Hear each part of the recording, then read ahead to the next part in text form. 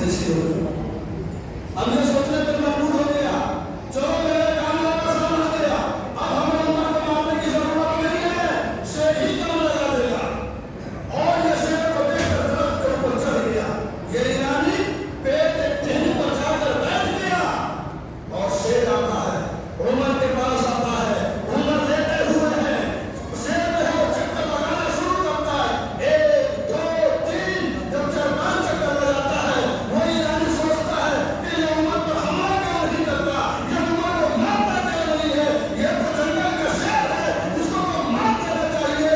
लेकिन देखते देखते हजरत उमर की आंख खुलती है, अपने दोनों हाथों को अपने आप पर रखते हैं और अपने आप को मलते हुए शेर को देखते हैं और कहते हैं कि क्या बात है, कैसे आना हुआ, चलो जाओ अपना रास्ता पकड़ो, अपने काम पर लग जाओ। वो शेर के पास सुनता है उमर का और जंगल की तरफ दौड़ लगा देता है। शेर को शेर से मुलाकात होती है तो ये अंजाम होता है, वो ईरानी पेड़ पर से नीचे टपकता है।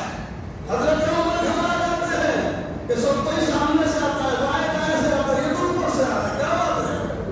वो पूरा मामला सुनाता है, कहता है कि भैया पहले मुझे ईमान में दाखिल करो, मुझे कलमा पढ़ने दो। वो कलमा पढ़ता है, ये किरदार, ये अखलाक और ये कैरेक्टर देखता है, वो कलमे पढ़ने दाखिल होता है इस्लाम के अंदर, फिर पूरा वाक़या सुनाता है कि मैं उमर आपके गर्दन लेने आया हुआ था। मैंने जब ये देखा कि आका के गुलामों का ये हाल है, तो फिर आका का क्या हाल है। ऐ उमर, हम तुम्हारे नबी पे कलमा पढ़ते हैं, हम तुम्हारे नबी के नाम पर कलमा पढ़ते हैं, कलमा पढ़ा दो, ला इलाहा इल्लल्लाह मुहम्मदुर रसूलुल्लाह। ऐ नमपुर के मुसलमानों, ऐ नबी के मुसलमानों, उसी नबी के हम कलमा पढ़े हुए हैं, उस कलमे का